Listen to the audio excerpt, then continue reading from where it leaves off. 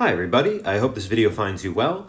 In today's video, we're going to discuss briefly how the correlation coefficient is impacted by extreme values in your data set.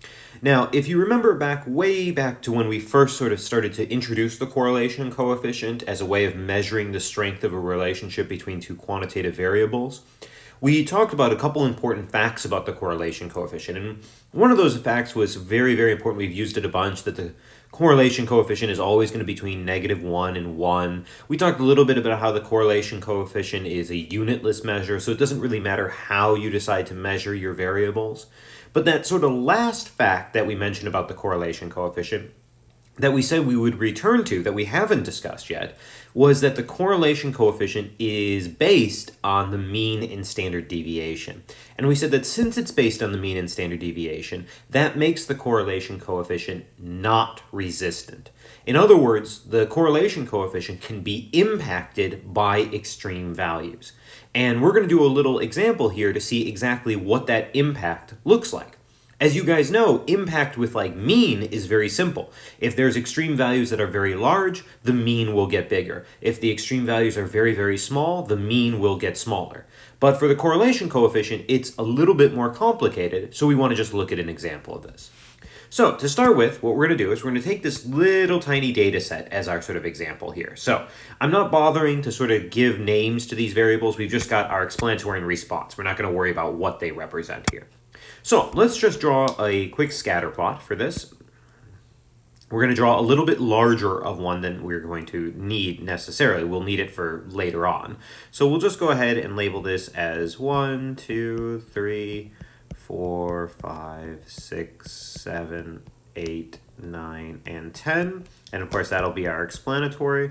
And we'll do the same for the response here. 1, 2, 3, 4, 5, 6, 7, 8, 9, and 10. So that'll be our response. And we'll label those 1, 2, 3, 4, 5, 6, 7, 8, 9, and 10. Okay, let's just quickly graph this stuff. So we have 0, 2, that would be right there. We have 1, 1, that would be right there. We have 1, 3, right there.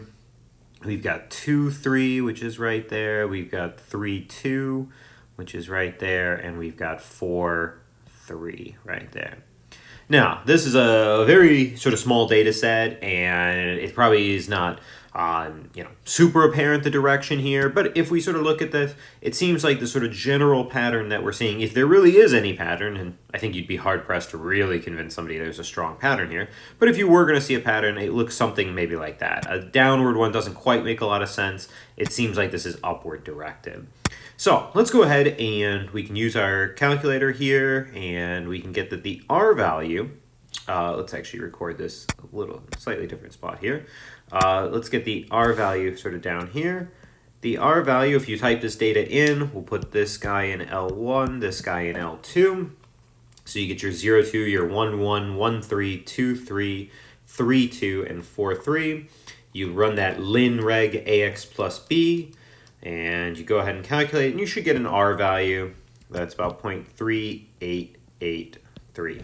And I guess you could call that sort of like weak positive, right? It's sort of weak because this is pretty close to 0. It's definitely not close to +1. And of course it is positive since there is no negative sign here, which sort of is generally what we're seeing, sort of a weak positive direction. All right, now, none of the data points in this were what we would consider extreme data points. So we're going to sort of add a 7th data point that is extreme and see how that impacts the correlation coefficient.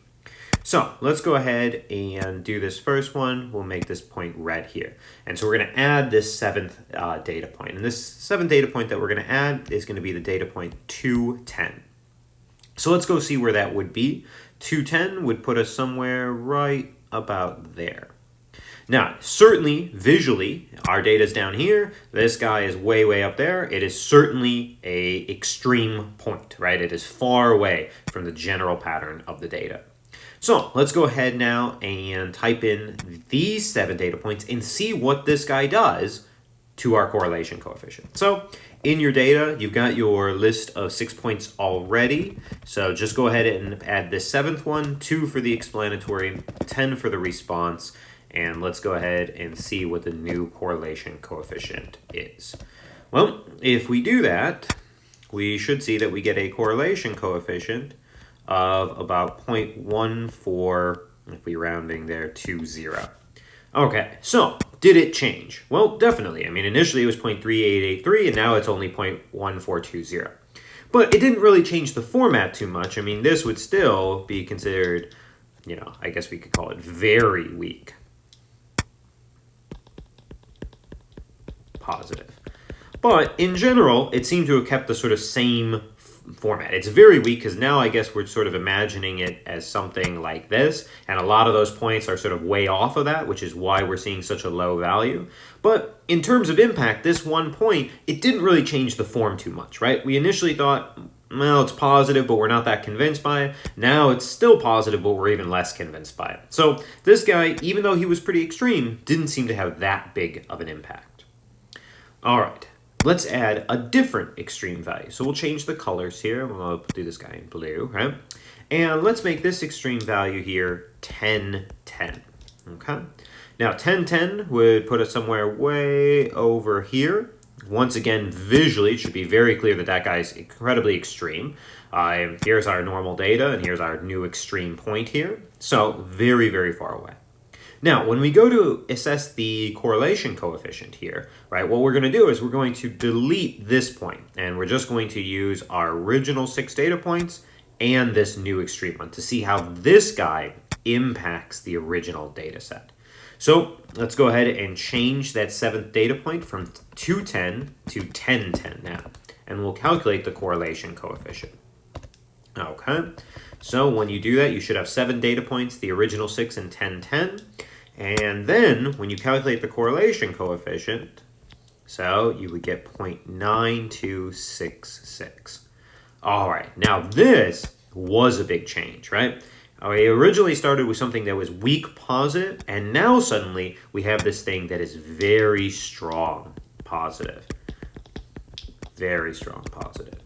Now that's sort of a big deal because what we're sort of saying is that when we looked at our initial pile of data, we're not really convinced that there is a relationship between the data points. But by the addition of this one extra point, one data point, we're suddenly convinced that there's a very strong positive association here. And that's a little worrying, right? One data point shouldn't change our mindset so completely. So why did we get this strong positive? Well, what happened is, if this was the original sort of pattern of the data, now that pattern is being extended all the way out to this point. But you might say, why does that make it more strong in terms of an association? Well, in this section right in here, there's no data. So that means it's a perfect match for that area, which causes the correlation coefficient to be artificially inflated. The pattern really isn't that strong, but the correlation coefficient thinks it is, and that's a concern.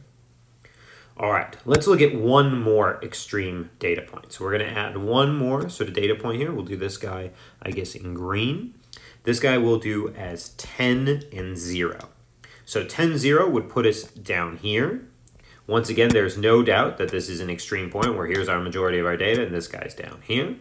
When we go to calculate the correlation coefficient, we're going to make sure we don't have that guy, and just use this guy along with the original 6 data points. So in your calculator, go ahead and change that last data point, the 1010, to 10.0 now. And we'll go ahead and calculate the correlation coefficient one last time here. So when we do this, we get an R value. Here that is about negative 0.6002. And this is super crazy because what happened here is that we've got a sort of originally weak positive, and suddenly we've got sort of a medium negative just by adding 1 point. So this guy here would sort of be a medium negative. Now, you can imagine that that's a huge concern in real life because what this is sort of saying is that this one data point changes our mindset from thinking that the variables are positively related to thinking that it's negatively related. And that's very dangerous because that changes the entire way that we understand the relationship, right? If you think about that in real life, that's like saying, oh, I think that studying more helps me do better on a test, to switching to, I think studying less helps me do better on a test. It's a completely different relationship because you've shifted from positive to negative. So this is a very sort of dangerous type of extreme value in terms of the correlation coefficient. So we've seen sort of three different extreme values here. This red one here, first, that 210, turned out to not have that big of an impact. Whereas the 10-10 and the 10-0 here, both of those had strong impacts and are more ones to be concerned with. So what's the sort of shared feature of these two? Well, you'll notice that both the blue and green points were extreme in the explanatory variable. And that turns out to be the defining characteristic here. We have to be very careful about extreme values that are extreme in the explanatory. If they're extreme in the response, while they might have a little impact, they don't really mess with the fundamental nature of the correlation coefficient. Extreme in the explanatory, though, those are really dangerous. So let's summarize what we sort of saw here into three cases. So our summary here is that if the data point is extreme only in the response variable, it will not impact the correlation coefficient that much. And that is what we saw when we did the sort of red 210, right? So that was our red 210 point. That was our example of case one. Then case two says that if the data point is extreme in the explanatory variable and fits the general pattern of the data that's already there, then the data point will greatly strengthen the correlation coefficient. That was our blue point. That was the 10-10 point. 10-10 fit the general positive pattern of the data, and what it ended up doing was greatly sort of overinflating the correlation coefficient. Finally, right, we saw a case three, which is if the data point is extreme in the explanatory variable and is opposite the general pattern of the data. So our point was sort of on a negative pattern where the rest of the data was positive. Then this data point will either greatly weaken the correlation coefficient, or if it's extreme enough, like our example was, it will even change its direction. And that was the green 10-0 point. So the big summary of all this, to summarize the summary, I suppose, is that you need to be very careful if you have extreme data points in correlation that are extreme in that explanatory variable. If it's extreme in the response, it's not really a concern. And if you think about that, that even ties back in to some of the prediction stuff we were doing when we talked about avoiding extrapolation. We said extrapolation is when you try to predict with really extreme explanatory values, and now we're seeing another reason why that should be avoided. So that sort of summarizes what we meant when we made that offhand comment way back about the correlation coefficient not being resistant. Now we've sort of seen exactly how it is not resistant in different situations.